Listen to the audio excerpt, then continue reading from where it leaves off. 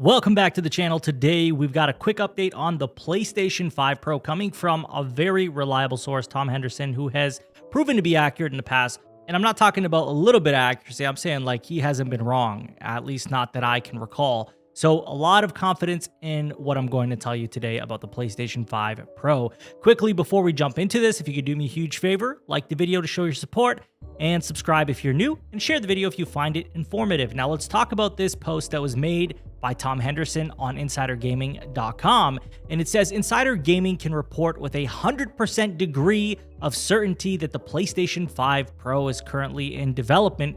Whilst we cannot report on any more specifics at this time, we understand that the first dev kit prototypes will be going to first-party developers within the next couple of months, with third-party developers receiving them by the end of the year, and the expected release date is Q4 2024, and that's tentative, so not 100% just yet, but very, very confident in the release time, and also in terms of its existence. It's pretty much saying, yes, it absolutely exists.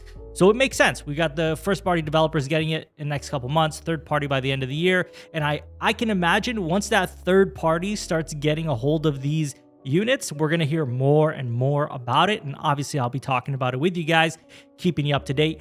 But know that Tom Henderson has been out here for a while leaking a lot of PlayStation stuff, games, hardware. Just recently, he was talking about the new line of headsets and monitors that they were making. We talked about the Q Lite and now the PlayStation 5 Pro. So it looks like there's going to be a lot more coming down the line. Also, I didn't even mention that the new audio hardware that they have coming out as well for the PlayStation. So it's very interesting. I think that it's going to get a lot more exciting the closer we get to this. But yes, I know there's a lot of doubt with the PS5 Pro's existence, but I feel like there's a very, very good chance that it's coming. And when it's coming from a source like this, it's very difficult to just dismiss it because they have so much accuracy behind their leaks that it's just how do you say that this isn't happening when it's somebody who has been accurate back to back to back to back to back?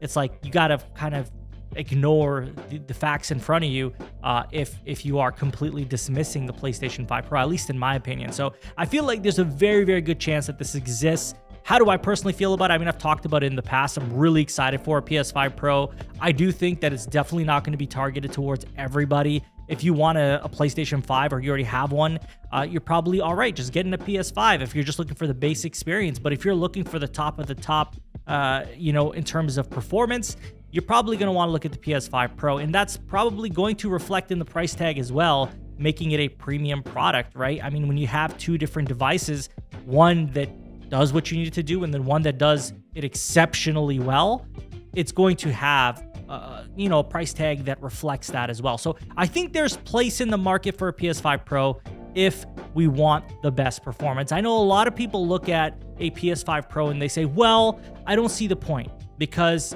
the resolutions we're getting are fine. The frame rates we're getting are fine. But you have to understand that when it comes to the Pro console, it goes beyond just frame rates and resolution. A lot of people look at that as kind of the definitive factor in terms of improvements, but there are a lot of settings in between that get enhanced, right? If you think about PC gaming, for example, there's many different settings outside of low, medium, high, ultra.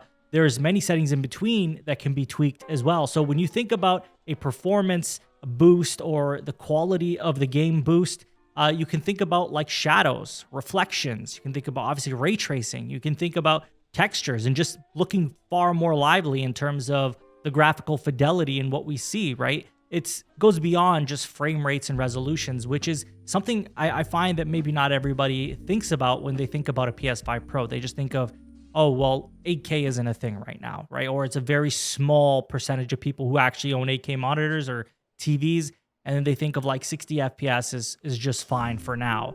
And I think it goes far beyond that. Not to say that we won't have higher resolutions, we won't have, higher frame rates, because that's obviously a thing. But to say more that there's a lot more to it than just frame rates and resolutions. At least that's my takeaway from it. But that's really all I have for you guys in today's video. I mean, this is some exciting stuff. Obviously, the more we hear about PS5 Pro, I'll definitely update you guys as it comes. Let me know what you guys think about all this. Would you buy a PS5 Pro? Do you think it's necessary? Do you believe that this is real? Let me know. As always, if you have not liked the video already and you enjoyed it, hit that like button. If you disliked it, hit the dislike button. Subscribe if you're new, and share the video if you found it informative as well. Thank you all for watching. I'll talk to you on the next one. Take care.